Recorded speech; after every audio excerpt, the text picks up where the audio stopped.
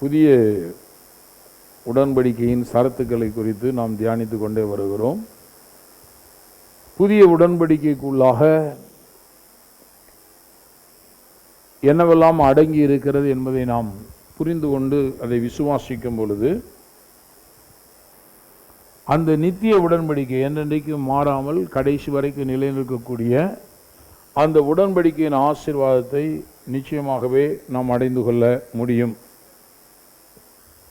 அந்த நித்திய உடன்படிக்கைக்குள்ளே நாம் பார்க்கும் பொழுது தேவன் அவர் நித்தியமான ராஜா என்று அவரை குறித்து, இயேசுவை குறித்து இந்த வேதத்திலே நாம் பார்க்கிறோம். அவர் என்றென்றைக்குமே அவர் ராஜாவாக இருக்கிறார். இது எல்லாமே டெம்பரரியே கிடையாது.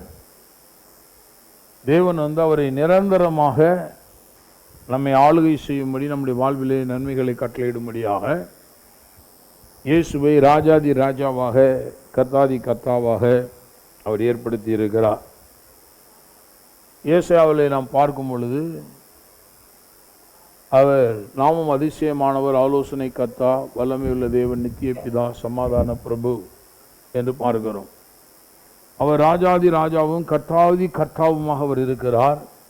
அவர் கர்த்தத்துவத்தினுடைய பெருக்கத்துக்கு முடிவிராது என்ற வார்த்தையை நாம் பார்க்கிறோம். ஒரு என்லெஸ் கிங்டம், முடிவே இல்லாத ஒரு அரசாங்கம் இருக்குன்னா அது இயேசுவனுடைய அரசாங்கம். எல்லா அரசாங்கத்துக்கும் பார்த்திங்கன்னா ஒரு முடிவு இருக்குது. இந்த உலகத்தில் ஒரு குறிப்பிட்ட கால ராஜாவாக இருந்து ஆள்றாங்க. இன்றைக்கி உள்ள ஜனநாயக நாடுகளில் ஒரு குறிப்பிட்ட வருஷங்கள் அவங்க ஜனாதிபதியாகவோ பிரதமராகவோ முதலமைச்சராகவோ தேசத்தில் இருக்காங்க, மந்திரிமார்கள் இருக்கிறாங்க. ஆனால் எல்லாமே டெம்பரரி தான். யாருமே நான் நிரந்தர முதல்வர், நான் நிரந்தர பிரைம் மினிஸ்டர் நான் தான் அப்படிலாம் சொல்ல முடியாது. எல்லாமே ஒரு குறிப்பிட்ட கால வரையறைக்கு உட்பட்டதாக இருக்கிறது. ஆனால் இயேசுவை குறித்து வேதம் சொல்லும் பொழுது அவர் அவருடைய கர்த்தத்துவத்தினுடைய பெருக்கத்துக்கு முடிவே இருக்காது. அதாவது அவருடைய அரசாங்கத்தினுடைய வளர்ச்சிக்கு, அவருடைய அரசாங்கம் நிலைத்திருக்கிறது மாத்திரமல்ல, அந்த அரசாங்கம் பெருகி கொண்டே இருக்கும் என்று வேதம் சொல்லுகிறது. அந்த கர்த்தத்துவம் என்றால் ராஜ்யத்தை, ராஜாங்கத்தை குறிக்கிற ஒரு வார்த்தை, ஆளுகையை குறிக்கிற ஒரு வார்த்தை. அது பெருகி கொண்டே இருக்கும், அதற்கு முடிவே இருக்காது என்பதை குறித்து பார்க்கிறோம். இவர் கர்த்தாதி கர்த்தாவாக இருக்கிறார். ஒரு கர்த்தர் மட்டுமல்ல, எப்படி இருக்காரு? கர்த்தாதி கர்த்தர், ராஜாதி ராஜா. ஒரு ராஜா மட்டும் இல்லை, ஒரு ராஜாதி ராஜாதி ராஜான அர்த்தம்னா நிறைய ராஜாக்கள் இருக்காங்க, அவங்க மேல ஒரு ராஜா இருக்கிறான். அவர்தான் ராஜாக்களுக்கெல்லாம் ராஜா. சில நாடுகள், சில நேரங்களில் பாருங்கள், தேசங்களில் கூட குட்டி குட்டி நாடுகளுக்கெல்லாம் இராணுவம் இருக்காது. ஆனால் பக்கத்தில் இருக்க ஏதாவது ஒரு பெரிய நாடு அவங்க மேலே என்ன செய்யும்? ஒரு ஆளுகையை செலுத்தும். அவங்களுக்கு ஏதாவது தேவைன்னா இவங்க தான் யுத்தத்துக்கு போவாங்க. இவங்க ஆர்மி போய் இங்கே நிற்கும். பாருங்கள், நம்ம நாட்டுக்கு ரொம்ப அருகில் ஸ்ரீலங்கா இருக்குது. அங்கே ஒன்றும் பெரிய நேவியெல்லாம் ஒன்றும் பெரிய லெவலில் கிடையாது, ஆர்மியெல்லாம் ஒன்றும் ஏர்ஃபோர்ஸ்லாம் பெரிய லெவலில் கிடையாது. ஆனால் அந்த நாட்டுக்கு ஒன்றுன்னு சொன்னால் இந்தியா போய் முதல் நின்றுடும். ஏன் அப்படின்னு கேட்டால், இந்தியா போய் நிற்கலைன்னா அமெரிக்காரன் அங்கே நின்றுவான். அது இந்தியாவுக்கு பெரிய பிரச்சனை. இல்லை, இந்தியா போய் நிற்கலைன்னா சைனாக்காரன் அங்கே நின்றுவான். அப்போ சைனா ஆர்மி வந்துச்சுன்னா அது இந்தியாவுக்கு, இதுக்கு பேசாமல் நாங்களே உங்களுக்கு பாதுகாப்பு என்ன செஞ்சிடறோம். இதுதான் ஒரு சின்ன நாடு, அது ரொம்ப பெரிய இராணுவ பலம்லாம் கிடையாது. அதனால தான் இந்த ஈழத்தமிழர்கள் பிரச்சனையில் கூட தமிழர்களை ஒடுக்கிறதுக்கு இந்திய இராணுவமே போச்சு. ஏன்னு கேட்டால், அவன் போகலைன்னா வேறு நாட்டு இராணுவம் என்ன செய்கிறாங்க, வந்துடும். இது அநியாயமாக இல்லையா? நம்ம நாட்டு மக்களை நம்மளே போய் ஒடுக்கிறதா அப்படின்னு கேட்டால், போகலைன்னா நமக்கே ஒரு பெரிய ஆபத்து. அப்படிங்கும்போது போய் நின்று கடைசிக்கு அதில் ஒரு முடிவையும் கண்டிருக்கிறத நம்ம பார்க்குறோம். அப்போ என்ன அப்படின்னா, சில நேரங்களில் சின்ன சின்ன நாடுகளெல்லாம் பக்கத்தில் இருக்கிற ஒரு நாடு என்ன செய்யுது, ஆளுகை செய்யுது. இது அந்த நாட்டில் ராஜாக்கள் இருந்தால் கூட அவங்களுக்கு மேலே இவங்க ஒரு ராஜாவை மாறி. நான் சொன்ன தேவன் சர்வலோகத்தினுடைய ராஜாவாக அவர் இருக்கிறார். மனுஷங்க அந்த உலகத்தில் எவ்வளோ பேர் ஆளுகை செய்து கொண்டிருந்தாலும் அந்த ஆளுகைக்கெல்லாம் மேலாக ஒருவர் ஆளுகை செய்கிறவர். அவர் இந்த பூமியில் ஆளுகை செய்ய முடியும். பூமியில் இருக்கக்கூடிய அரசாங்கத்துக்குள்ள அவர் கிரியை செய்ய முடியும். அதனால தான் நான் கடந்த வாரத்தில் சொன்னேன், எலெக்ஷன் மட்டும் ஜெபம் பண்ணிட்டு அடுத்த 5 வருஷம் இவங்களை ஒன்றுமே செய்ய முடியாது, இவங்க வச்சதுதான் சட்டம் அப்படின்னு சொல்லிட்டு நம்ம ஜெபம் பண்ணாமல் விட்டுறக்கூடாது. வேதம் சொல்லுகிறது, நீங்கள் கலகம் இல்லாமல் அமைதலுள்ளவர்களாய் ஜீவனம் பண்ணும்படிக்கு ராஜாக்களுக்காக, அதிகாரமுள்ள யாவருக்காக என்ன பண்ணுங்க, ஜெபம் பண்ணுங்கன்னு வேதம் சொல்லுங்க. எப்போ ஜெபம் பண்ணாலும் மாற்றங்கள் வரும்.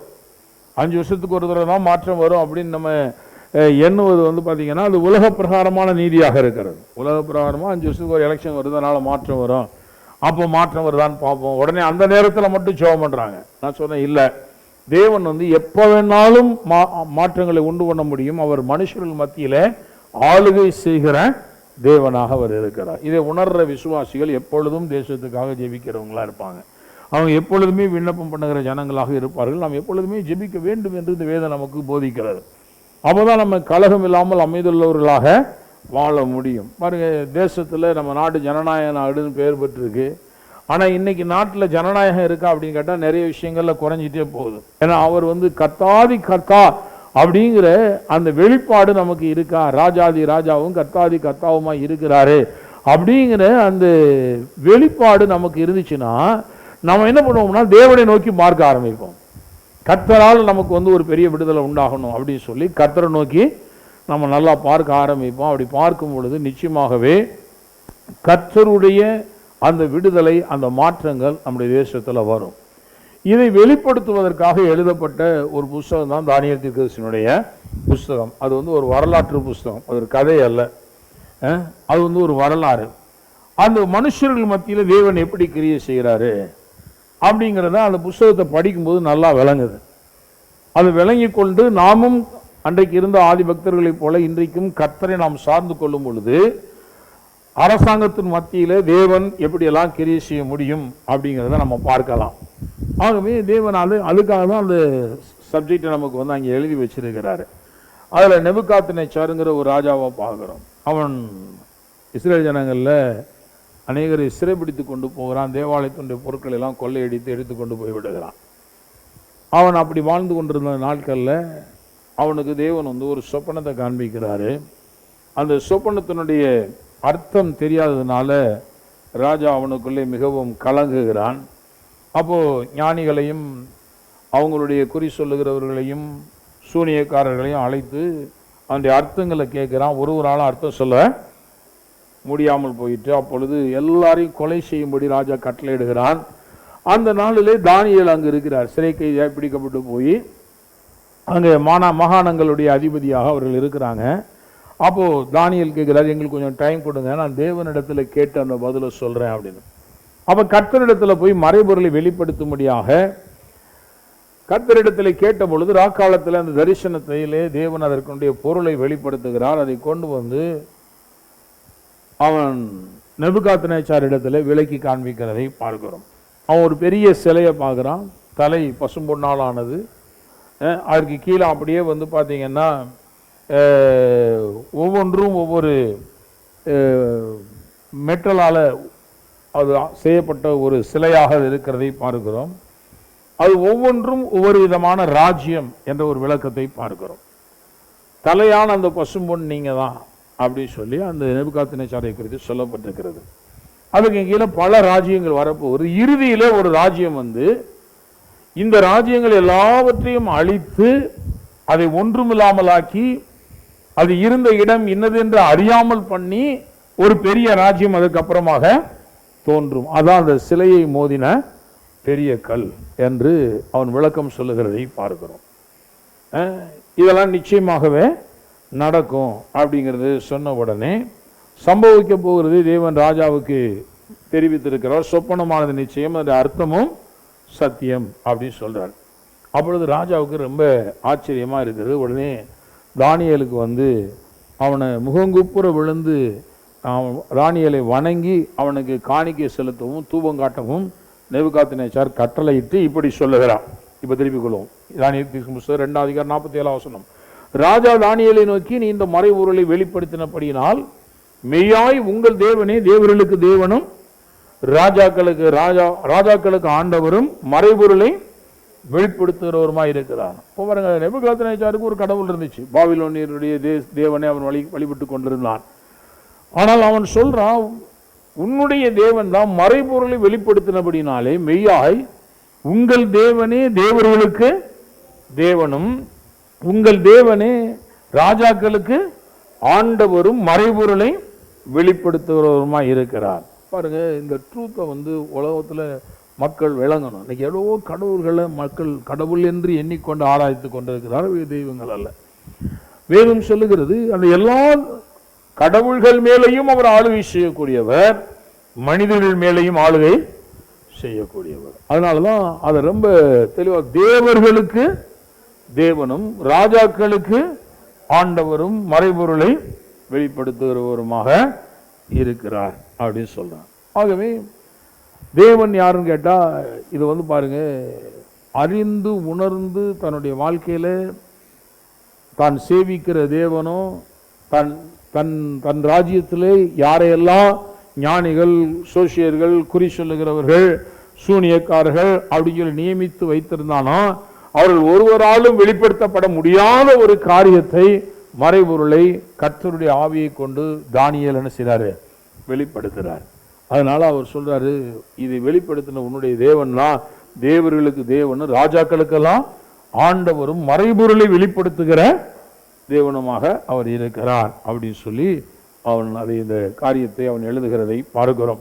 பின்பு தானியேலை பெரியவனாக்கி அவனுக்கு அநேக சிறந்த வெகுமதிகளை கொடுத்து அவனை பாபிலோன் மாகாணம் முழுவதுக்கும் அதிபதியாகவும் பாபிலோனில் சகல ஞானிகளிலும் மேலும் பிரதான அதிகாரியாகவும் நியமித்தார். இவரை பிரைம் மினிஸ்டராக மாத்துறார். எல்லா தேசத்தில் இருக்கக்கூடிய எல்லா ஞானிகளின் மேலேயும் இவர் தான் பிரதானமான அதிகாரி அப்படின்னு சொல்லி ஒரு நல்ல ஒரு பொசிஷனில் கொண்டு போய் வைத்து அவனை கனப்படுத்துகிறான். தானியேலுடைய வேண்டுதலை கேட்டு மற்ற சாத்ராக், மேஷாக், ஆபேத்நேகோ என்று அழைக்கப்படுற அனனியா, மிஷாவேல், அசரியா இவங்களையும் அந்த மாகாணத்தில் அதிகாரிகளாக அவன் வைக்கிறதை பார்க்கிறோம். தானியேல் என்ற ராஜா அவனுடைய கொடுமண்டபத்தில் இருந்தான். கடந்த வாரத்தில் இன்னொரு காரியத்தை சொன்னேன். நாம் சிறைப்பட்டவர்களாக இருக்கிறோம், அடிமையாக இருக்கிறோம் இல்லை. சிறைச்சாலையில் இருந்து அடிமைத்தனத்திலிருந்து தேவன் சிங்காசனங்களை சுதந்திரித்துக் கொள்ள பண்ணுகிறவராக இருக்கு. ரெண்டு உதாரணத்தை பார்க்குறோம். ஒன்று நாம் யோசேப்பினுடைய வாழ்க்கையில் பார்க்குறோம், இன்னொன்று தானியேலுடைய வாழ்க்கையில் பார்க்குறோம். ரெண்டு பேரும் அப்புறம் ஒருத்தர் அடிமையாக கொண்டு போட்டார். இவங்களும் கிட்டத்தட்ட கைதியாக பிடிக்கப்பட்டு சிறை கைதிகளாக கொண்டு போகப்படுகிறவர். இவர்களுக்குள்ளே தேவனுடைய ஞானம் விளங்கின பொழுது பாருங்க, இந்த உலகத்தில் அவங்க பெரிய ஆளாக மாறிட்டாங்க. நான் சொல்றேன், கர்த்தருடைய ஞானம் தான் உங்களை உயர்த்த போகிறது. நீங்க எந்த இடத்துல இருந்தாலும் சரி, எப்படிப்பட்ட ஒரு சிறையிருப்பில் இருந்தாலும், கஷ்டத்துக்குள்ள இருந்தாலும், கடவுளுடைய ஞானம் உங்களுக்கு வெளிப்படும் பொழுது நீங்கள் நிச்சயமாகவே அந்த கர்த்தர் உங்களை மேன்மைப்படுத்தி உயர்த்தி உங்களை ஆசீர்வதிப்பார். அந்த ஞானம் தான் உங்களை அந்த உயர்வை எட்ட பண்ண போகிறது. அந்த ஞானத்தை நீங்கள் சார்ந்து கொள்ள வேண்டும். நீங்க எப்படி இருக்கிறீங்க, என்ன பொசிஷன்ல இருக்கிறீங்க? சொல்லுவாங்க, நான் ரொம்ப ஏழைங்க, நான் உயர முடியுமா? நான் சொல்ல, யோசேப்பு என்ன பெரிய பணக்காரனாக ஈத்துக்கு போனா? அவனே 30 வெள்ளிக்காசுக்காக விற்கப்பட்ட அடிமை. எந்த ஒரு உரிமையும் இல்லாத ஒரு மனிதனுக்கு பேர் தான் அடிமை. அவனுக்கு எந்த ரைட்ஸுமே கிடையாது. சொல்ற வேலையை செய்யணும், கடினமான வேலை கொடுத்தாலும் அதை செய்யணும், உணவு கொடுத்தா சாப்பிடணும், சாப்பிடாட்டினாலும் வேலை செய்யணும். அப்படிப்பட்ட ஒரு கொடூரமான ஒரு நிலை தான் அடிமைகளுக்கு இருந்ததை பார்க்கிறோம். ஒண்ணுமே இல்லாம போனவன் கடைசிக்கு அவன் பாருங்க, யோசேப்புடைய வாழ்க்கையில் பார்க்கும் பொழுது எகிப்தியனுடைய அத்தனை பொக்கிஷங்களையும் பார்வோனுக்காக அவன் என்ன பண்ணான்? வாங்கினான் போட்டிருக்கு. ஒன்றுமே இல்லாம இருந்தவனு கூட எல்லாவற்றையும் வாங்க பண்ணுகிற ஒரு மனிதனா எது மாற்றுதுன்னா கர்த்தருடைய ஞானம் தான் மாற்றுது. கர்த்தருடைய ஞானம் இருந்துச்சுன்னா நான் சொல்றேன், நீங்க எல்லாவற்றையும் வாங்குவீங்க. ஹல்லேலூயா. நான் சொல்றேன், வீடு இல்லையா? வீடு வாங்க முடியும். வீடு பணத்தினால கட்டப்படும் போட, வீடு ஞானத்தினால கட்டப்படும் போட்டுருக்கு. அப்ப வீடு இல்லையா? நீங்க ஞானத்தை கேட்டா நீங்க வீட்டை வாங்க முடியும். நிலமொழன் இல்லையா? இயேசுட்ட ஞானத்தை கேளுங்க, அந்த ஞானத்தினால நீங்க அதை வாங்க முடியும். ஞானம் அதனால சொல்லுது, நான் என்னிடத்துல நிலையான பொருளும் ஐஸ்வர்யமும் கனமும் என்னிடத்துல உண்டு அப்படிங்கிறார். பெர்மனன்ட்டான ஆசீர்வாதங்கள், நிலையான சொத்துக்கள் எல்லாம் என்கிட்ட தான் இருக்குங்குது ஞானம். அப்ப இந்த ஞானத்தை கூப்பிட்டா நீங்க நிலையான சொத்துக்கள்லாம் என்ன செய்ய முடியும்? வாங்க முடியும். நிலையான பொருட்கள்லாம் நிறைய உங்களுக்கு சொந்தமாக மாறும். நீங்க ஞானத்தை தேவனிடத்துல கேட்டால், ஞானத்தின் ஆவி உங்களுக்குள்ள இருக்கும் பொழுது நீங்க எல்லாவற்றையும் உடையவர்களாக நீங்கள் மாறுவீர்கள். யோசேப்பு ஒண்ணுமே இல்லாம தாங்க போனான்.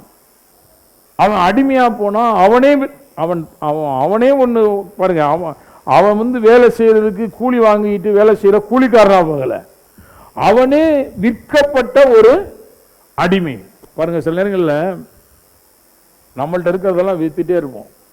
தேவைன்னா வித்து செலவழிச்சுட்டே இருப்போம். நம்மளை யாரும் வாங்குறது இல்லை, இல்லாட்டா நம்மளையும் வித்துருவோம். நம்ம யாரும் என்ன செய்யறது இல்லை, இவனை வாங்கி வச்சு யார் சோறு போடுவா அப்படி சொல்லிட்டு நம்மளை வாங்க மாட்டேங்கிறாங்க. அப்படி வாங்கக்கூடாதுன்னு அரசாங்க சட்டமும் சொல்லுது. அடிமைப்படுத்த கூட. ஏன்னா சுதந்திர இந்தியா இல்லையா, பேர் ஒன்று வச்சுக்கிட்டோம் சுதந்திர நாடுன்னு சொல்லிட்டு, ஜனநாயக நாடு, இதெல்லாம் ஒரு பேர் வச்சிருக்கிறோம். அதனால நம்மளை விற்றா சட்டப்படி குத்தம். நம்மளை யாரும் ஒருத்தர் நினைச்ச முடியாது, விற்க முடியாது, யாரும் வாங்க முடியாது. ஜனநாயக நாட்டில் மனுஷன் விற்கக்கூடாது. மனுஷனுக்கு சாப்பாடே வழி இல்லாட்டினாலும் அரசாங்கம் சாப்பாடு போடணும். அதுக்கு தான் ரேஷன் போடுது. மாதத்துக்கு 25 கிலோ அரிசி கொடுக்குது இல்லையா. எதுக்கு? நீ சோத்துக்கு இல்லைன்னு யாருக்கு நினைச்சக்கூடாது, நீ அடிமையாயிடக்கூடாது. உனக்கு அரசாங்கம் சோறு கொடுக்குது, தண்ணி கொடுக்குது, உடை கொடுக்குது.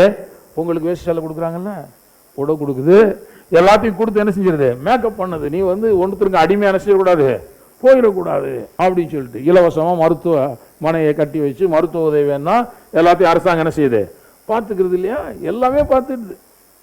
படிப்பு வேணுமா, இலவச கல்வி என்ன செய்கிறேன் நான் கொடுக்குறேன். அப்போ என்னன்னா நம்ம அடிமைப்படக்கூடாதுங்கிறதுக்கு தான் இந்த சிஸ்டம் எல்லாமே அரசாங்கம் கொண்டு வந்திருக்கிறது. இப்போ யோசேப்பை பொறுத்த மட்டும் பாருங்க, அவனே விற்கப்பட்டு விட்டான். அவன் எப்படி விற்கப்பட்டான்னா, வெள்ளிக்காசுக்காக அவனை வணிகர்கள் இடத்துல என்ன செஞ்சிட்டாங்க, வித்து போட்டாங்க. அதான் அவன் கொண்டு போய் போத்திபாருடைய வீட்டில் என்ன செய்யறான், விலைக்கரையம் கொடுத்து வாங்கிட்டு அவன் கூடுதல் காசு வச்சு கமிஷன் வச்சு வித்துட்டு போயிடுறான்.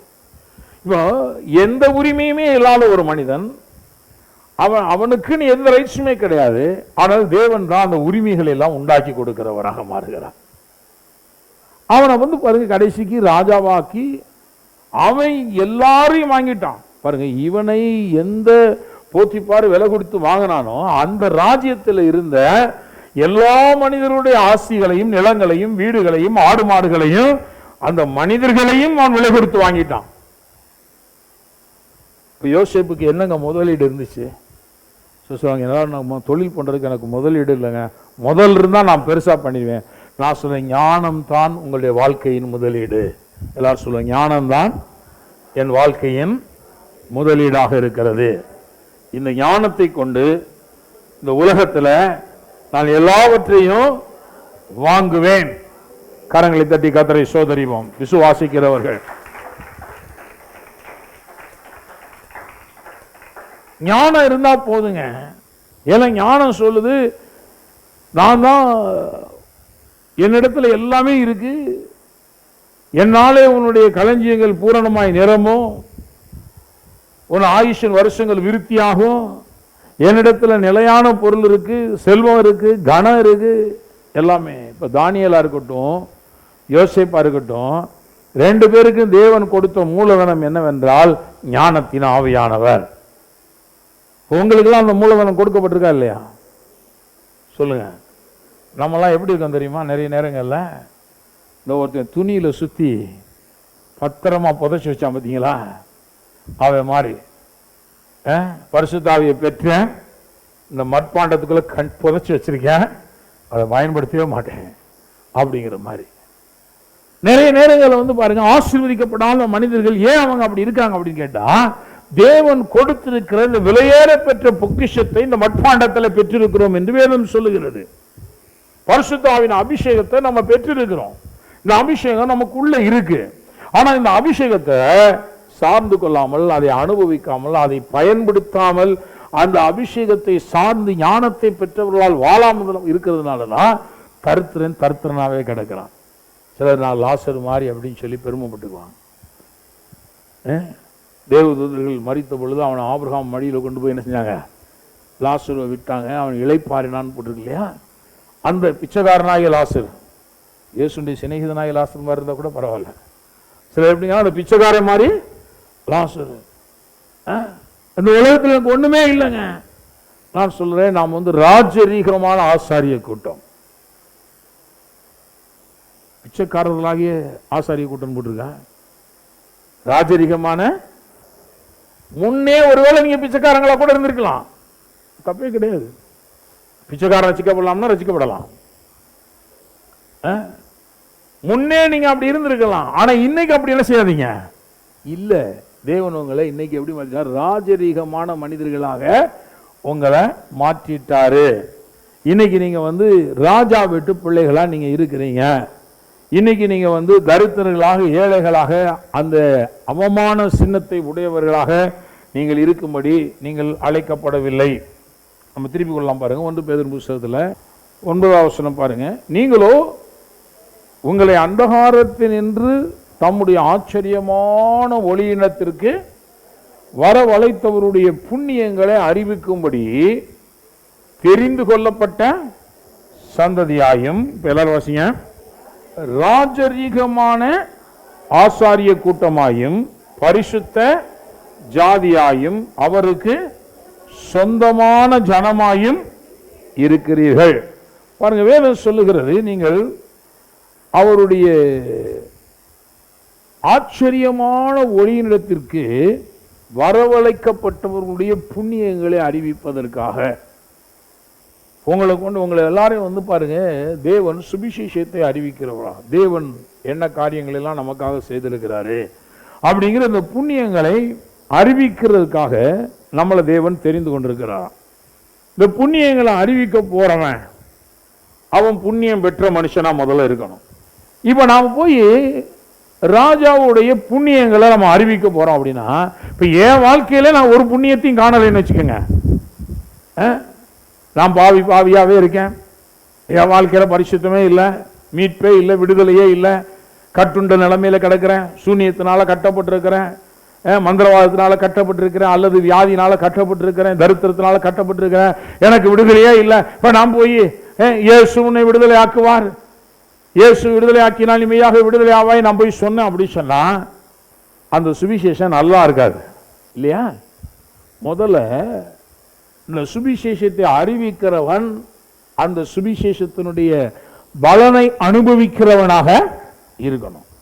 இந்த சுவிசேஷத்தை அறிவிக்கிற நானே போய் ஒரு தரித்திரனா இருந்துட்டு நான் போய் இந்த உலகத்துல மகா பெரிய ஒரு ஐஸ்வர்ய சம்மனர் உங்களுக்கு இன்ட்ரோடியூஸ் பண்றேன் அப்படின்னு சொன்னா அதை உலகம் ஏற்றுக்கொள்ளாது. நான் சொல்லுகிறேன், இந்த கர்த்தருடைய நாமத்தினால இந்த சுவிசேஷத்தை அறிவிக்கிற நாம எப்படி இருக்கணும் அப்படின்னா, வேதம் சொல்லுகிறது, புண்ணியங்களை அறிவிக்கும்படி தெரிந்து கொள்ளப்பட்ட எப்படிப்பட்ட கூட்டம்? ராஜரீகமான ஆசாரிய கூட்டம். இப்ப நான் அந்த கட்டிலிருந்து விடுதலை அடைந்தவனாக இருக்கிறேன். இப்ப நான் பாவத்தினால கட்டப்பட்டவன் அல்ல, நீ வா, பாவத்திலிருந்து உனக்கு ஒரு விடுதலை உண்டாகும். நான் தைரியமா நான் பாவத்திலிருந்து விடுதலை அடையும் பொழுதுதான் நான் பாவத்தை குறித்த விடுதலையை உங்களுக்கு நான் பிரசித்தப்படுத்த முடியும். தரித்திர கட்டிலிருந்து நான் விடுதலை அடைந்திருக்கும் பொழுது நான் இப்ப சொல்லலாம், இந்த தேவன் ரொம்ப நல்லவர், அவருடைய ஆளுகை உன் வாழ்க்கையில் வரும் பொழுது தரித்திர கட்டுகள்லாம் உடைந்து போகும், நீ ஐஸ்வர்ய சமணனாய் மாறுவாய். கர்த்தர் நீ வாழான நிலையிலிருந்து உன்னை தலையா மாற்றுவார், நீ கீழாகாமல் மேலாமா. ஒரு காலத்துல நான் அங்க கடந்தேன், இன்னைக்கு தேவன் என்னை இங்க கொண்டாந்து இருக்கிறாரு, நான் உயர்ந்த இடத்தை பிடிச்சிருக்கிறேன், தேவன் என்னை உயர்ந்த ஸ்தலங்களை உட்கார பண்ணி இருக்கிறாரு. அப்பதான் நான் போய் சுவிசேஷத்தை அறிவிக்கிறதும் ரொம்ப நல்லா இருக்கும். வேதவசனம் அப்படிதான் சொல்லுது. இப்போ நம்ம போய் இந்த சுவிசேஷத்தை இந்த இருளின் அதிகாரத்திலிருந்து நம்மளை விடுதலையாக்கி ஒளியுடைய அந்த அன்பின் குமாரனுடைய ராஜ்யத்துக்கு தேவன் உட்படுத்தி வைத்திருக்கிறார். கொலோசியர் அதை பற்றி சொல்லப்பட்டிருக்கிறார். அதான் இங்கே பார்க்கிறோம், அந்த ஆரத்தினின்றும் தம்முடைய ஆச்சரியமான ஒளியினிடத்திற்கு வரவழைத்தவருடைய புண்ணியங்களை அறிவிக்க முடியும். வரவழைச்சிட்டாரு, வந்துட்டீங்களா? ஆமே, தேவன் அவருடைய ராஜ்யத்துக்குள்ள நம்ம கொண்டு வந்துட்டாரு. வரவழைத்தவருடைய புண்ணியங்களை அறிவிக்கும்படி தெரிந்து கொள்ளப்பட்ட சந்ததியாயும் ராஜரீகமான ஆசாரிய கூட்டமாயும் பரிசுத்த ஜாதியாயும் அவருக்கு சொந்த ஜனமாகவும் இருக்கிறீர்கள். முன்னே நீங்கள் தேவனுடைய ஜனங்களாய். இப்ப பாருங்க, ரெண்டு நிலையையும் கம்பேர் பண்றாரு. முன்னாடி இருக்கிற நிலைமை வேற, இப்ப இருக்கிற நிலைமை வேற. முன்னாடி இருந்த நிலையில் எப்படி இருந்தீங்கன்னா, நீ முன்னாடி தேவனுடைய ஜனமாக இல்லை, இப்ப நீ யாருடைய ஜனமா இருக்க? தேவனுடைய ஜனமா இருக்க. இப்பொழுது அவருடைய ஜனமா இருக்கிறீர்கள். முன்னே நீங்கள் இரக்கம் பெறாதவர்களாய் இருந்தீர்கள், இப்பொழுதோ இரக்கம் பெற்றவர்களாய் இருக்கிறீர்கள். நான் இன்னும் கொஞ்சம் சேர்த்துக்கிறேன். முன்னே நீங்கள் தரித்திரராய் இருந்தீர்கள், இப்பொழுதோ நீங்கள் ஐஸ்வர்யவான்களாக இருக்கிறீர்கள். முன்னே பலவீனர்களாய் இருந்தீர்கள், இப்பொழுதோ நீங்கள் பலவான்களாக இருக்கிறீர்கள். முன்னே தரித்திரராய் இருந்தீர்கள், இப்பொழுதோ கிறிஸ்து இயேசுவுக்குள் நீங்கள் ஐஸ்வர்யவான்களாக ஆகும்படி தெரிந்து கொள்ளப்பட்டவர்களாக நீங்கள் இருக்கிறீர்கள். முன்னே வியாதியஸ்தர்களாய் இருந்தீர்கள், இப்பொழுதோ தேவனுடைய ஆரோக்கியத்தை அனுபவிக்கிறவர்களாய் இருக்கிறீர்கள். ரெண்டையும் நீங்க அப்படி எழுதிக்கலாம். பைபிள் நிறைய இடங்கள்ல சொல்லுது, முன்னாடி நீங்க எப்படி இருந்தீங்க, இப்ப எப்படி இருக்கிறீங்க. அப்ப இதுல ஒரு பாயிண்ட் என்னன்னா, நம்ம ராஜரீகமான ஆசாரிய கூட்டம் என்று வேதம் சொல்லுகிறதை பார்க்கிறோம். ஆகவே நாம ஒரு பெரிய ராஜாவினுடைய பிள்ளைகளாக நம்ம இந்த உலகத்துல இருக்கிறோம். நம்ம ஒரு ராஜரீகமான கூட்டம் அப்படிங்கிறத நம்ம எப்பொழுதுமே மறந்து விடக்கூடாது. இப்போ அப்படி அங்கே வந்துடலாம் பாருங்க. தானியேலுக்கு புஸ்தகத்தில் இப்போ இன்னொரு சம்பவம் நடக்குது. இப்போ நேபுகாத்நேச்சாருடைய நாட்களில் தான் இன்னொரு சம்பவமும் நடக்குது. இப்போ அவன் ஒரு விதத்தில் ஒரு ஸ்டேட்மெண்ட்டை பதிவு பண்ணுறான்.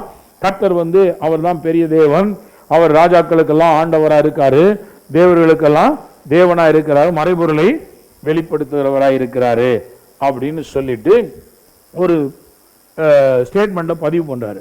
இப்போ இன்னொரு காரியத்தை அவன் செய்கிறான்.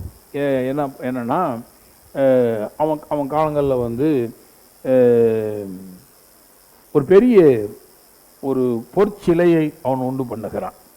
ஒரு பெரிய பொற்சிலையை உண்டு பண்ணி அது தூரா அப்படிங்கிற சமவெளியில் என்ன செய்கிறான், நேபுகாத்நேச்சார் நிறுத்துறான். அது 60 முழ உயரமும் 6 முழ அகலமுமான ஒரு பொற்சிலையை பண்ணுவித்தான் என்று பார்க்கிறோம்.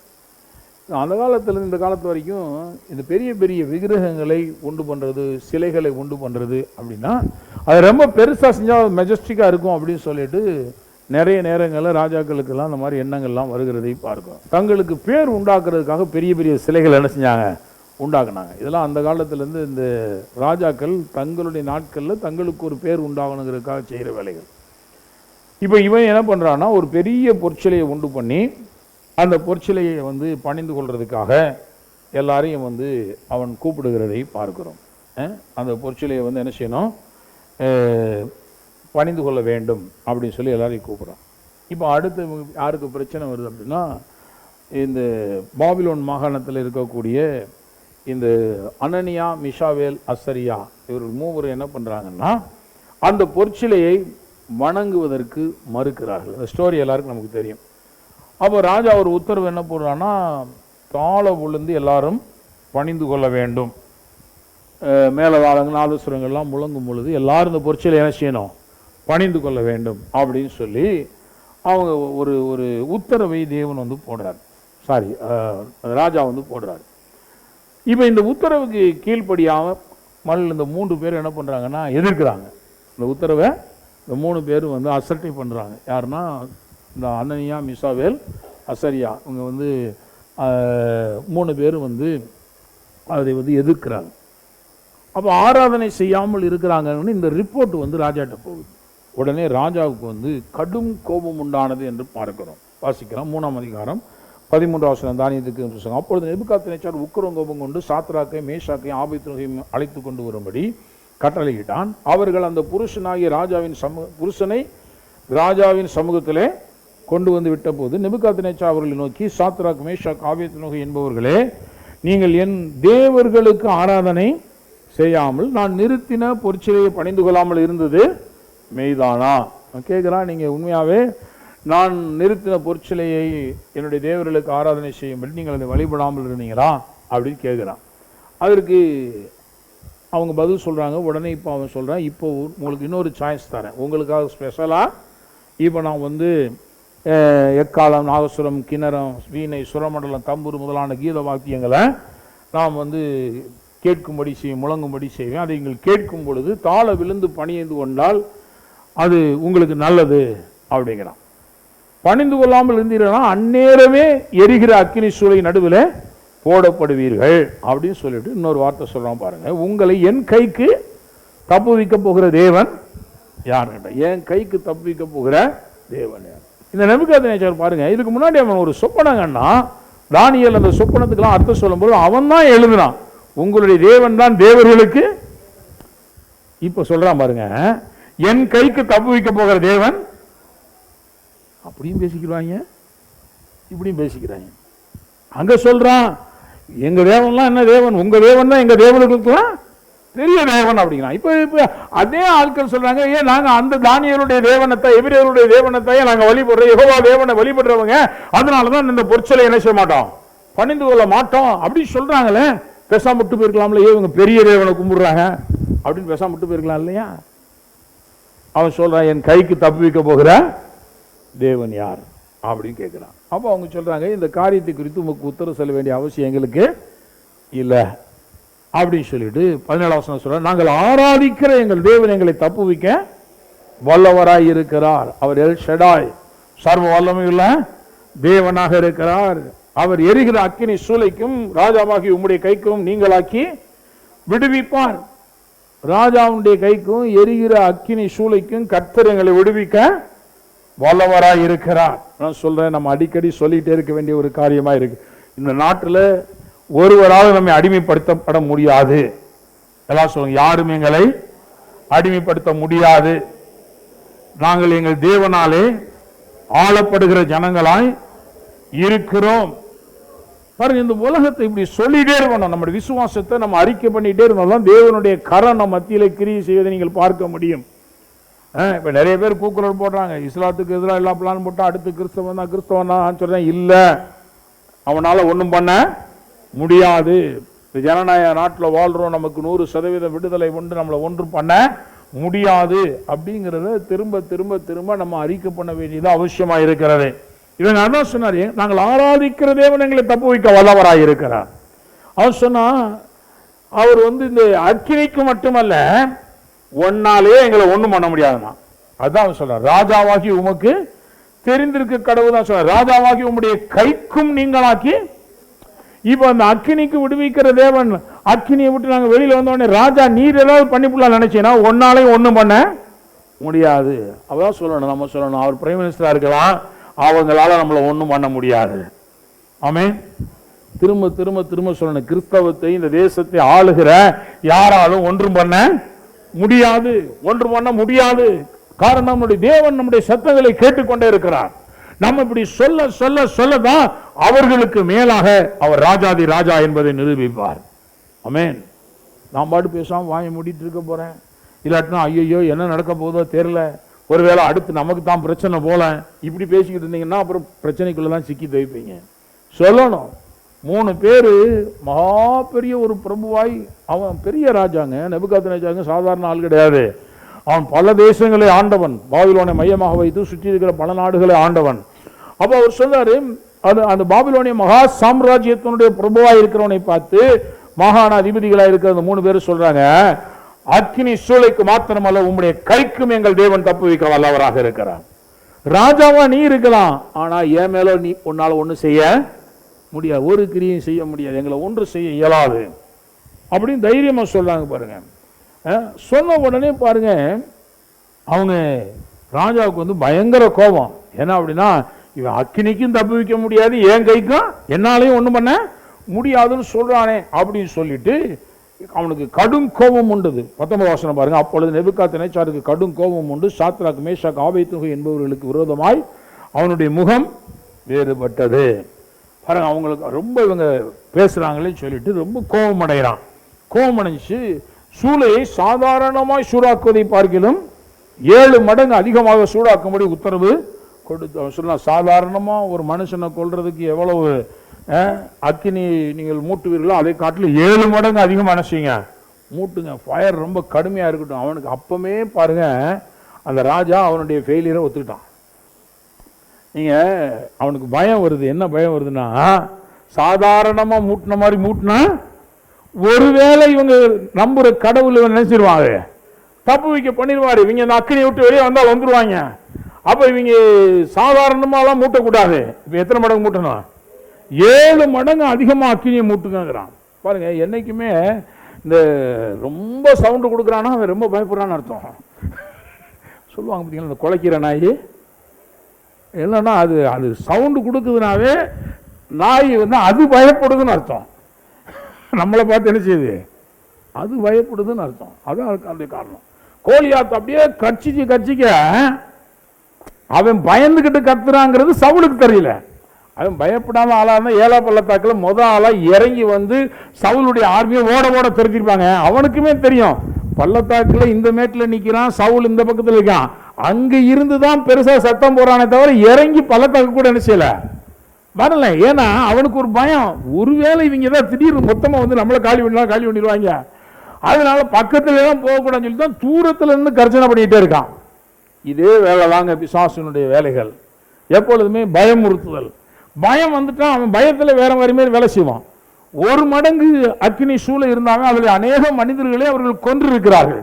பழைய பாட்டில் அந்த காலங்களில் வந்து பார்த்தீங்கன்னா மனிதர்களுக்கு கொடுக்கப்படுகிற கொடுமையான தண்டனைகளில் ஒன்று அக்கினி சூளைக்கு உட்படுத்துதல். இது ஆபிரகாமுடைய சரித்திர புஸ்தகத்திலே வாசிக்கிறோம். ஆபிரகாமே தூக்கி அந்த கொடி அக்கினி சூளைக்குள்ள போட்டிருக்காங்க. அக்கினிக்கு தப்பித்து வெளியே வந்துதான் ஆபிரகாம் அதுக்கப்புறம் வந்து தேவனை பின்பற்றி அவர் வந்தார் என்று சரித்திரம் சொல்லுகிறது, வேதத்தில் எழுதப்படலை. அப்போ அந்த நாட்களில் வந்து ராஜாக்கள் வந்து பார்த்தீங்கன்னா அக்கினி சூளைக்கு உட்படுத்துவது, ஜனங்களை தண்டிப்பது என்பது ஒரு தண்டனை முறையாக இருந்திருக்கிறதை நாம் பார்க்கிறோம். அப்போ எத்தனையோ மனிதர்களை ஒரு மடங்கு அவர்கள் ஒரு நியமித்த ஒரு குறிப்பிட்ட அளவு அக்கினியை மூட்டி அதுல உள்ளதுக்கு போட்டாவே அவன் செத்துருவான். இது எல்லாருக்கும் தெரிஞ்சதுதான். ஆனால் இப்ப ராஜா சொல்றான் 7 மடங்கு அதிகமா நினைச்சீங்க. அப்ப அங்கேயே ராஜா பயந்துட்டான்னு அர்த்தம்.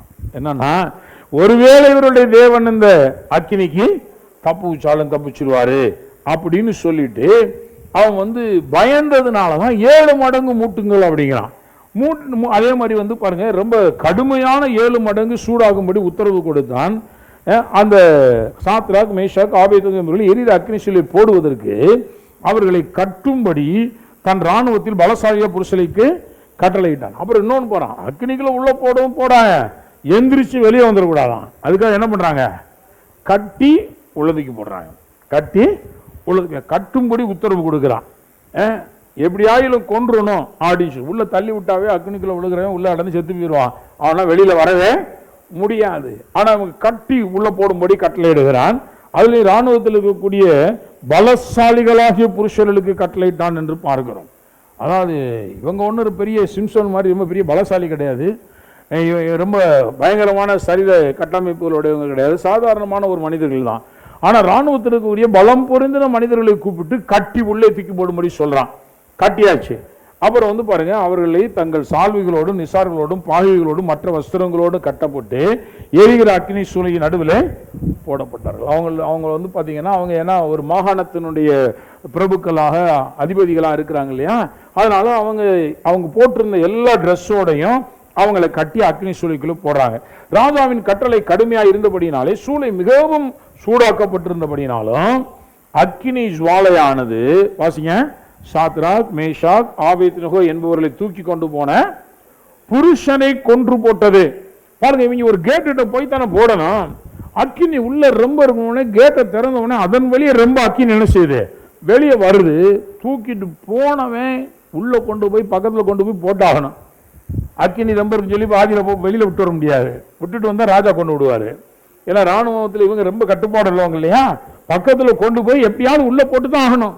அப்ப ட்ரை பண்ணி பக்கத்தில் கொண்டு போய் உள்ள போட நினைக்கிறாங்க. இந்த அக்னி சூளை உள்ள இருந்து வந்த ஜுவாலை என்ன பண்ணுதுன்னா தூக்கிட்டு போனவங்களை எல்லாம் அப்ப எவ்வளவு கடுமையாய் சூடாக்கப்பட்டிருக்கு பாருங்க. பாருங்க, அது எதை காண்பிக்குதுன்னா, அந்த அக்கினி பக்கத்துல போனாவே மனிதர்களை கொன்று போட்டுரும், அவ்வளவு கடுமையான அக்கினியாக இருந்தது.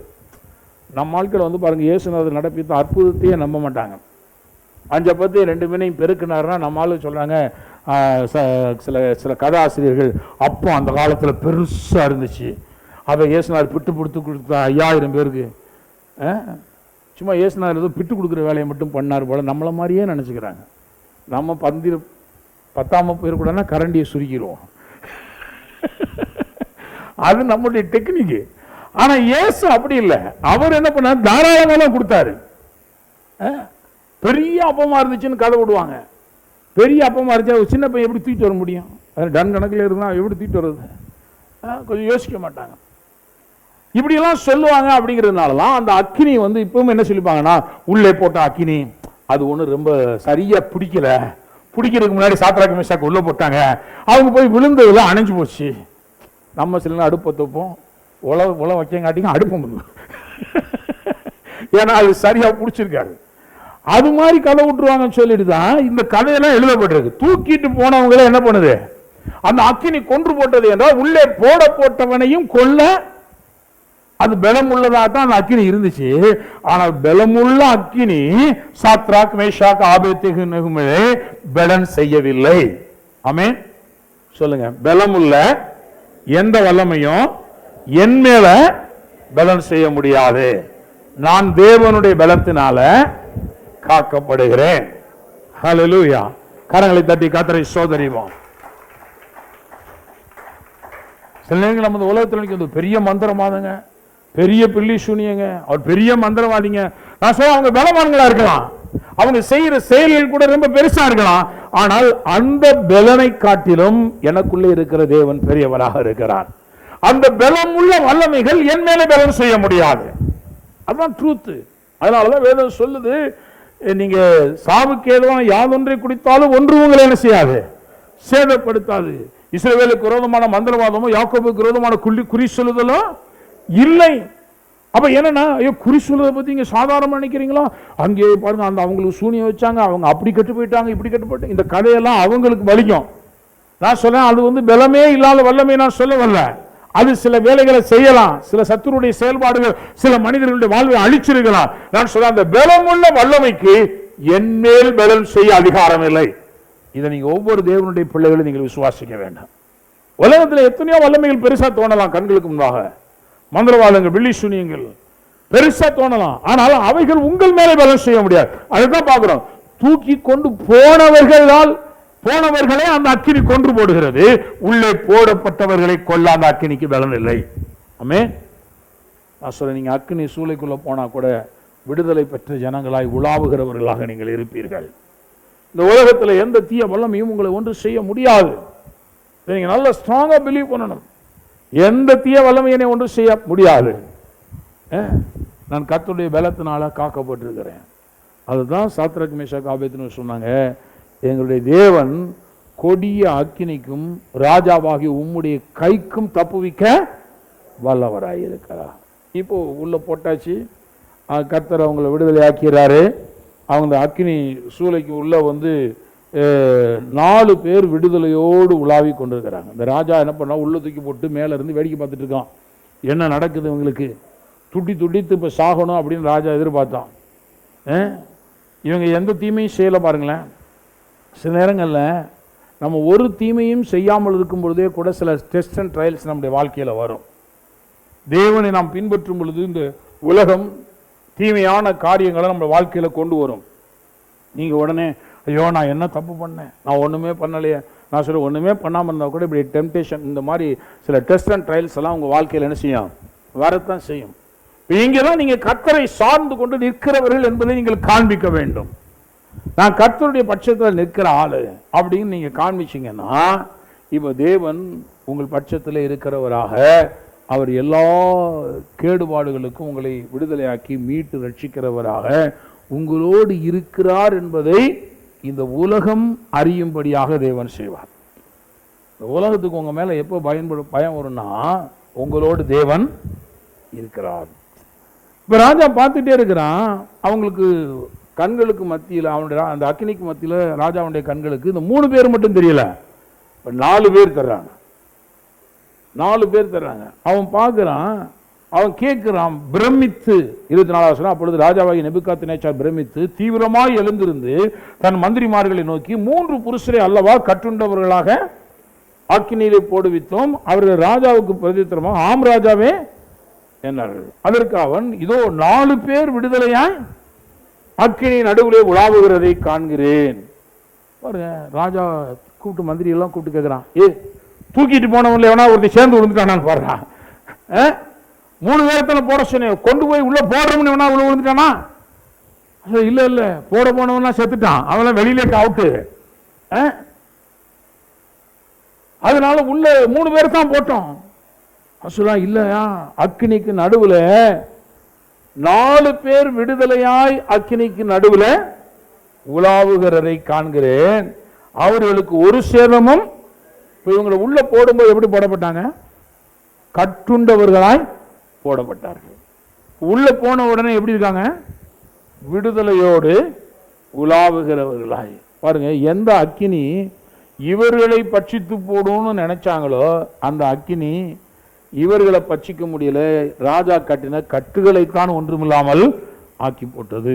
தேவன் தீமைகளையும் நன்மையாய் மாற்றுகிற தேவனாய் இருக்கிறார். ஆமென். நமக்கு சத்துரு ஏதாவது தீமை செய்ய நினைச்சானா அந்த தீமையை கூட கர்த்தர் நமக்கு நன்மையாய் மாற்ற வல்லவராய் இருக்கிறார். இப்ப அந்த கட்டெல்லாம் அவிழ்ந்து போச்சு. உள்ள போன உடனே கீழே போய் உலகாட்டிக்குமே அந்த கட்டுகள் எல்லாம் என்ன செஞ்சிருச்சு? ஒன்றும் இல்லாமல் போயிருச்சு. அவங்க பலசாலிகளை கொண்டு மேல இருந்து கீழே வரைக்கும் கயரை வச்சு நல்லா வரிஞ்சு கட்டி தான் உழுதிக்கு போடுறாங்க. இப்போ அந்த கயரெல்லாம் ஒன்றும் இல்லாமல் போயிடுச்சு. இப்போ வந்து பாருங்க, 4ஆம் ஆளினுடைய சாயல் தேவபுத்திரனுக்கு ஒப்பாயிருக்கிறது என்றால் பாருங்க, தேவன் தன்னையே இந்த நேபுகாத்நேச்சாருக்கு வெளிப்படுத்துகிறார். தேவனை வந்து எல்லாரும் பார்த்துட முடியாது, எல்லா நேரங்களிலும் எல்லாருக்கும் அவர் வெளிப்பட்டது கிடையாது. ஆனால் இவன் மிகப்பெரிய ஒரு ராஜா என்று தன்னை எண்ணிக்கொள்ளும் பொழுது, உன்னை காட்டிலும் ஒரு பெரியவர் நான் இருக்கிறேன் அப்படிங்கிறத அவனுக்கு காண்பிக்க விரும்புகிறான். அது எங்க வந்து காமிக்கிறா பாருங்களேன், கொடிய அக்கினி பற்றி எரிந்து கொண்டிருக்கிறது, அதற்கு நடுவிலே தேவகுமாரன் உலாவிக் கொண்டிருக்கிறதை பார்க்கிறோம். நம்முடைய தேவன் அக்கினிக்கு மத்தியிலே உலாவுகிற தேவனாய் இருக்கிறார். நீங்கள் வாழ்க்கையில, உங்களுடைய வாழ்க்கையில கடுமையான வியாதிகள், கொடூரமான அக்கினிகள், பயங்கரமான சூனியங்கள், இப்படிப்பட்ட காரியங்கள் எல்லாம் இந்த உலகத்தில் நீங்க கேள்விப்படலாம். நான் சொல்றேன், அதற்கு மத்தியில தேவகுமாரன் எப்படி இருக்கிறாருன்னா, விடுதலையாய் உலாவ பண்ணுகிறவராக, உங்களோடு கூட அவரும் உலாவுகிற தேவனாக இருக்கிறார். அதனாலதான் நான் சொல்றேன், உங்களுக்கு விரோதமான மந்திரவாதம்லாம் ஒண்ணுமே கிடையாது. மந்திரவாதம் வச்சவனுக்கு அவனுக்கு தான் காசு வேஸ்ட்டு, எலுமிச்சம்பழம் வேஸ்ட்டு, கோழி வேஸ்ட்டு, தாய்த்து வேஸ்ட்டு, எல்லாமே அவனுக்கு தான் வேஸ்ட்டு. நீங்க கர்த்தரை பற்றி கொள்ளும் பொழுது அதெல்லாம் உங்களை ஒண்ணுமே பண்ண முடியாது. சில நேரங்களில் சில மனிதர்கள் வந்து பாருங்க, ரொம்ப கடுமையாக சூனியங்களை வைக்கிறாங்க. சில கிறிஸ்தவர்களுடைய வாழ்க்கையினுடைய சரித்திரம் எப்படின்னா, அந்த சூனியத்தால் இவங்க பாதிக்கப்பட்டுட்டாங்க அப்படிங்கிற ஒரு எண்டு இருக்கு. நல்லா கவனிங்க. இப்ப கர்த்தரை ரொம்ப முழுசா சாத்ராக் மேஷாக் ஆபேத்நேகோ நம்பியிருந்தாங்க. ஆனால் ராஜா உள்ளப்பட்ட பிறகு தப்புச்சோம் பொழைச்சோம் சொல்லி அவங்க வெளியே ஓடியாந்தாங்க. பார்த்தீங்கன்னா அங்கங்க தீக்காயங்கள் அப்படியே எரிஞ்சு போய் அசிங்கமா அதுக்கப்புறம் ஆயிட்டாங்க அப்படின்னு போட்டிருக்கா, இல்ல செத்து போயிட்டாங்கன்னு போட்டிருக்கா? ஒண்ணுமே இல்லை பாருங்க. அக்கினியினுடைய மனம் கூட அவர்கள் மேல் என்ன செய்யலாம், வீசவில்லை. அவங்க தலப்பாயில தலை முடி கூட கருகலுங்க, தலப்பா வச்சிருக்காங்க. அந்த தலப்பா வைக்கப்பட்ட அந்த துணி கூட என்ன செய்யல, கருகல. அக்கினியினுடைய வாடை அடிச்ச சென்ட் வாடையை கூட இந்த அக்கினினால மாற்ற முடியாது. நான் சொல்ல, உங்கள் நறுமணத்தை சத்துரு கெடுக்க முடியாது. ஆமென், ஹல்லேலூயா. அவன் எப்படியாவது நம்ம வாழ்க்கையில ஒரு கெட்ட வாடையாவது ஏற்படுத்தலாமான்னு பார்ப்பான். நம்மளை கெடுக்க முடியாட்டா கூட என்னது, ஒரு கெட்ட ஒரு வாடையாவது உண்டாக்கிடலாமா? நான் சொல்றேன், கெட்ட வாடை கூட அவனால உண்டாக்க முடியாதுங்க. ஹல்லேலூயா. இதெல்லாம் நீங்க விசுவாசிக்கணும். ஒருத்தர் ஆரம்ப காலத்தில் ரட்சிக்கப்பட்ட காலத்தில் ரட்சிக்கப்படல, அவர் பேயினால பாதிக்கப்பட்டனால ஆண்டவர் தேடுறாரு. அவர் சொல்றாரு, என் வீட்டுக்குள்ள போனாவே நரகல் வாடங்க, அப்படியே நரகல் வாடையா இருக்கும், பயங்கரமா இருக்கும். அப்ப நான் கூட கேட்டேன், உங்க வீட்டுக்கு முன்னாடி என்னமோ ட்ரைனேஜ் என்னமோ ஓடுதான்னு கேட்டேன். வழக்கம் போல ஊர்ல போற ஒரு சின்ன ட்ரைனேஜ் தான், எல்லார் வீட்டுக்கும் வாசல் முன்னாடி போற மாதிரி தான் இருக்கு அப்படி. நான் என்ன, அது ஒருவேளை ஓப்பன் ட்ரைனேஜா இருந்தா சில நேரங்களில் ஸ்மெல் அது வழியே கூட உள்ள வரலாமே அப்படின்னு கேட்டேன். அவர் சொன்னார், போங்க பாஸ்டர், வீட்டு படிக்கட்டில் போய் வெளியே உட்காருங்க, அங்க வாடகை அடிக்காது. வீட்டுக்கு வெளியில வாடகை இருக்காது, வீட்டுக்குள்ள வந்தா ஒரே நரகல் வாடை. நான் வீடு பூரா பெனாயில வாங்கி வாலி வாலியா தெளிப்பேன், ஆனா நரகல் வாடை தான் அடிக்கும், பெனாயில் வாடை அடிக்காது. இது விளையாட்டா நமக்கு தெரியலாம். ஒரு கடுமையான பேயினால பாதிக்கப்பட்ட ஒரு மனிதனுடைய வாழ்க்கையில் நடந்த நிகழ்வு. அந்த பேயை இந்த இடத்துல தான் உட்கார வச்சு ஒரு துரத்தி விட்டு ராத்திரி 12-11:30 மணி இருக்கும் பேசி கொண்டிருக்கும் போது ஒரு நாள் எளிதாக அந்த பொல்லாத ஆவியை துரத்தி விட்டேன். அதோடு அந்த மனிதனுடைய வாழ்க்கையில அந்த எல்லா பிரச்சனைகளுக்கும் முடிவு வந்தது. அப்ப அவர் சொல்றாரு, அவரே அதுக்கு விளக்கம் கொடுத்தாரு. நரகலான விக்கிரகம்னு போட்டிருக்கு பார்த்தீங்களா, அதனாலதான் நான் அந்த ஒரு காலத்துல வந்து விக்கிரகங்களுக்கு அடிமையா இருந்தபடினால அந்த நரகல் வாடை வந்து என் வீட்டுக்குள்ள அடிக்குதுன்னு நான் நினைக்கிறேன் அப்படிங்கிற. ஆனா இவர் இப்ப இயேசு ஏற்றுக்கொண்டாரு.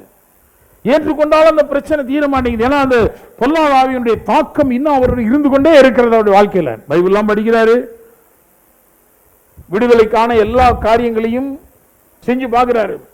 பல ஆண்டுகள் ஓடிட்டே இருக்குதுல்ல, பயங்கர பிரச்சனை. சொன்ன பல ஆண்டுகள் நான் இயேசுவை தேடிட்டேன், இன்னும் இந்த மாதிரி தொந்தரவு எனக்கு இருந்து கொண்டே இருக்கிறது.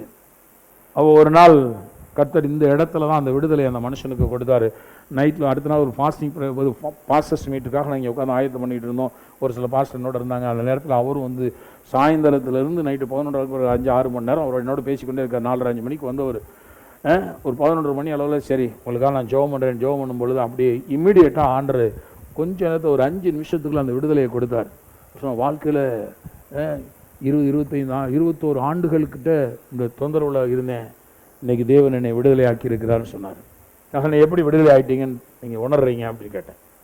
ஆனால் அந்த ஈவில் ஸ்பிரிட்டோடைய ஆக்டர்ஸில் சில காரியங்கள் வெளிப்பட்டது. அதுக்கப்புறம் அது சரியாயிடுச்சு. அப்போ அவர் சொன்னார், நான் இந்த பொல்லாதாவி வந்துச்சுன்னா அப்படியே வரும்பொழுது ஆள்ட்டு இப்படி கையை தூக்கணுன்னா ஒரு 3 ஹவர்ஸுக்கு இந்த கை மேலேருந்து கீழே வர முடியாது. இந்த கையை மறுபடியும் என்னால் வந்து நார்மல் பொசிஷன் கொண்டு வர முடியாது. இப்படி நின்றுக்கிறோம், இப்படியே இருக்கும். ஆனால் இன்றைக்கி ஜெபம் பண்ணிவிட்டு எந்திரிங்க பிரதர், நீங்கள் கையை பிடிச்சி தூக்கி விட்டோன்னே முழங்கால் போட்டுட்டு இருந்தார். எந்திரிங்க அப்படின்னு கையை பிடிச்சி தூக்குனேன், பட்டுன்னு எந்திரிச்சிட்டாரு, கை சரியாயிருச்சு. சொன்னார் இன்றைக்கி இம்மீடியட்டாக அந்த கை கீழே வந்துருச்சுனாவே அந்த பொல்லாதாவி என்னை விட்டு நினைச்சிருச்சு போயிருச்சுன்னாரு. அதோடு அந்த மனிதன் விடுதலை ஆனான்.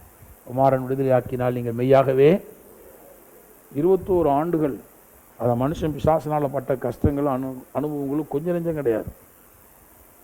பயங்கர கஷ்டப்பட்ட மனுஷன். அவர் கதையை பூரா ஒரு 4 மணி நேரம் சொல்லிட்டு இருந்தார். அதான் கேட்டுட்டு இருந்தேன். நான் அவர்கிட்ட பேசுனது ஒரு 1/2 மணி நேரம் 3/4 மணி நேரம் இருக்கும், அவ்வளோதான். நான் சொல்லுகிற சுவிசேஷத்துக்குள்ளே ஜீவன் இருக்கிறது. இது எப்பேற்பட்ட நரகலான வாடைகளையும் மாற்ற வல்லமை உள்ளதாக இருக்கிறது. சில நேரங்களில் சில ஈவில் ஸ்மெல் வரும், காரணமே இருக்காது. அது பொல்லாத ஆவியினால ஒரு வீட்டுக்குள்ள வர உண்டாக அது பிசாசு செய்கிற ஒரு வேலையாக இருக்கிறது. நான் சொல்லுகிறேன், இந்த அக்கினி அதனுடைய வாடையை கூட சாத்ராக் மேஷாக் ஆபேத்நேகோ மேல நிச்சயமில்லை வீச பண்ண முடியவில்லை.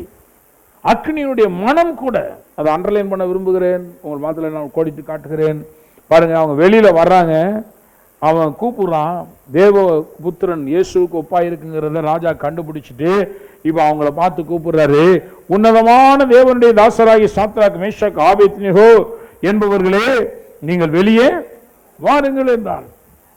இப்போ அவன் கூப்பிடும்போது எப்படி கூப்பிடுறான், தேவதாசர்களே வெளியே, உன்னதமான தேவனுடைய தாசர்களே.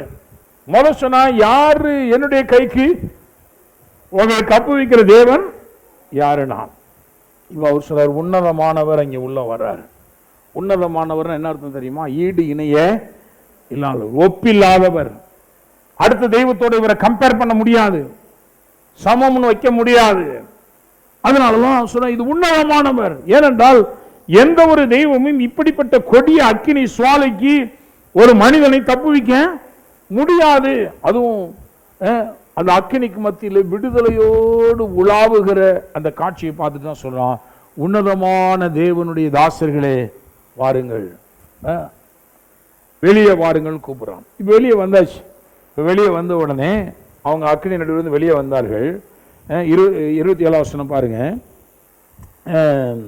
தேசாதிபதிகளும் அதிகாரிகளும் தலைவர்களும் ராஜாவின் மந்திரிகளும் கூடி வந்து அந்த புருஷனுடைய சரீரங்கள் மேல் அக்கினி பலம் செய்யாமலும் அவருடைய தலைமயிர் பாருங்க, உடம்புல ரொம்ப டெண்டரான ஒரு இதுனா மயிர் தான். லேசா ஒரு சூடு பட்டாவே என்ன செஞ்சிடும், கருகி. ரொம்ப தீ பிடிக்கும்னு அவசியம் இல்லை, நெருப்புக்கு பக்கத்தில் போனாவே கருகிரும், கருகள் சுமல் வந்துடும், கருகிரும்.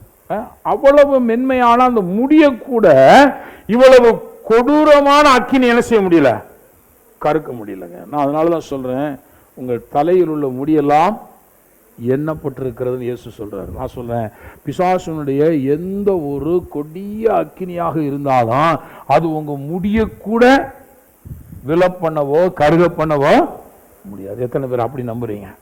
சரி, நீங்கள் அப்படி தேவனால் பாதுகாக்கப்படுகிற ஜனங்களா இருக்கிறீர்கள்.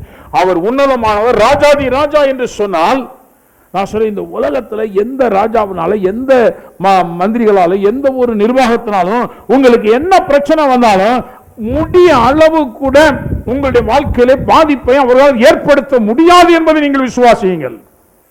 உங்கள் விசுவாசமே உலகத்தை ஜெயிக்கிற ஜெயம். நீங்க நம்புனீங்கன்னா அப்படி நடக்கும். என்ன, என் வாழ்க்கையில யாரும் எந்த பாதிப்பையும் ஏற்படுத்த முடியாது. டெஸ்ட் அண்ட் ட்ரையல்ஸோடு தான் ராஜாவுக்கு முன்னாடி போய் நிக்கணுமா, அங்கேயும் போய் நிற்பேன், தைரியமா பேசுவேன் இயேசுவை பற்றி. என் தேவன் என்னை தப்பு வைக்க வல்லவர் என்று நான் பேசுவேன், தைரியமா பேசுவேன். அப்படி நிற்கிற அந்த மனிதனுடைய வாழ்க்கையில அந்த முடி கூட கருகலன் வேதம் சொல்லுகிறது. தலைமயிர் கருகாமலும் அவருடைய சால்வைகள் சேதப்படாமலும் அக்கினியினுடைய மனம் அவர்களிடத்தில் வீசாமலும் இருந்ததை அவங்களுக்கெல்லாம் ரொம்ப ஆச்சு. ஒவ்வொருத்தரும் வந்து பார்க்குறான், சுற்றி சுற்றி வந்து பார்க்குறான், போட்ட சென்ட் வாட கூட என்ன செய்யல, மாறலையே, அப்படியே இருக்கேன். இது எப்படி ஆச்சரியம், அக்னிக்குள்ள போயிட்டு வந்த மாதிரியே தெரியலையே. நான் சொல்றேன், நீங்க ஆறுகளை கடக்கும் பொழுது அது உங்கள் மேல் புரளாதுன்னு வேதம் சொல்லுகிறது. அக்கினிக்குள்ள நீங்க போகும்போது அது உங்கள் மேல் என்ன செய்யாது, பற்றாதுன்னு போட்டிருக்கு. அப்படித்தாங்க நடக்கிறாங்க. 3 பேரும் அக்கினிக்கு நடுவாளர் என்ன ஜாலியா வாக்கிங் போயிட்டு உலாவிட்டு அப்படி பேசிக்கிட்டு தேவகுமாரனோட அவ்வளவு ஒரு பெரிய என்ஜாய்மெண்ட் பாருங்களேன். இவங்க இந்த அக்கினிக்கு உள்ள போகலைன்னா இயேசுவை இவர்கள் தரிசித்திருக்கவே முடியாது. இவங்க நேச்சுரலா அப்படி பிசிக்கலா பாக்குறாங்க இயேசுவை. நான் சொன்னேன், சில பிரச்சனைகள் நம்மை தேவனோடு ரொம்ப மிகவும் நெருங்கும்படி செய்கிறது, தேவனுடைய பிரசன்னத்தை அனுபவிக்கும்படி செய்கிறது. தேவனை அங்கு நாம் காண்கிறோம். ஹல்லேலூயா. சில வந்து பாருங்க, பிரச்சனைன்னு வந்த உடனே இவங்க கடவுளை விட்டு தூரமா ஓடி போய் அந்த பிரச்சனையை பிடிச்சிக்கிட்டு அந்த பிரச்சனையோட மலுக்கட்டிட்டே இருப்பாங்க.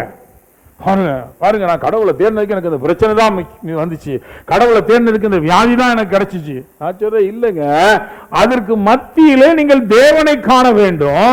தேவன் உங்களோடு உலாவுவார், நீங்கள் விடுதலை உள்ளவர்களாக இருப்பீர்கள். ஹல்லேலூயா. இதுதாங்க கிறிஸ்டியன் எக்ஸ்பீரியன்ஸ். சோதனைன்னு வந்துச்சு, போராட்டம்னு வந்துச்சு, அதுக்கப்புறம் நீங்க மாட்டிக்கிட்டு முழிச்சுக்கிட்டு இருந்தீங்கன்னு வேறு சொல்லல. அந்த அக்கினிக்கு மத்தியில தேவன் வந்துடுறாரு. இப்போ நீங்க இன்னொரு அனுபவத்துக்குள்ள போறீங்க, இன்னொரு ஒரு பெரிய மாற்றம் உங்க வாழ்க்கையில் நடக்குது. இப்ப இருந்ததை காட்டலாம். இதுவரை காணாதிருந்து நம்பிக்கொண்டிருந்தார்கள், தேவனை ஆராதித்துக் கொண்டிருந்தார்கள். இப்ப அந்த ஆராதித்த தேவனோடையே உலாவுகிற ஒரு அனுபவத்தை பெறுகிறார்கள். ஹல்லேலூயா. எத்தனை பேருக்கு இந்த எக்ஸ்பீரியன்ஸ் அவசியமா இருக்கு? நான் சொல்றேன், ஒவ்வொரு போராட்டங்கள் வாழ்க்கையில வரும் பொழுதும் என்னோடு உலாவுகிற தேவனை நான் பார்க்க போகிறேன், என்னோடு அசைவாடுகிற தேவனை பார்க்க போறேன். ஹல்லேலூயா. அதாங்க நம்மளுடைய எக்ஸ்பீரியன்ஸா இருக்கணும். வாழ்க்கையின் அனுபவங்கிறது அப்படிப்பட்டதாக இருக்க வேண்டும். தேவன் அதைத்தான் நமக்கு கொடுக்க விரும்புகிறார். அக்கினிக்கு மத்தியிலே உலாவுகிற தேவன் நம்முடைய வாழ்க்கையில கஷ்டங்கள் பிரச்சனை வந்த உடனே நம்மளை விட்டு ஆராதிக்கிற தேவன் நம்மளை விட்டு ஓடி போறதில்லை. நல்லா கவனிங்க. இப்போ நல்ல ஒரு ஏசி பண்ணிட்டு உள்ளே உட்காந்து ஒரு ஹாலில் உட்காந்து நல்ல இசையை வாசி ரம்மியமாக கடவுள் ஆராதிக்கும் போது மட்டும் துதிகளின் மத்தியிலே அவர் உலாவுகிற தேவன் அதனால வந்தார்.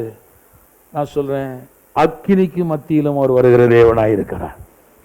வாழ்க்கையில் எங்கெல்லாம் தேவனுக்கு நான் துதியை செலுத்த வேண்டுமோ அங்கெல்லாம் தேவனை துதியை செலுத்தி அந்த தேவனோடு உறவிலே நான் வாழும் பொழுது நான் துதி செலுத்த முடியாத ஒரு அக்கினிமயமான சூழ்நிலையாக இருந்தாலும் அந்த சூழ்நிலைக்கு மத்தியிலும் என் தேவன் என்னோடு கூட உலாவுகிற தேவனாய் இருப்பார்.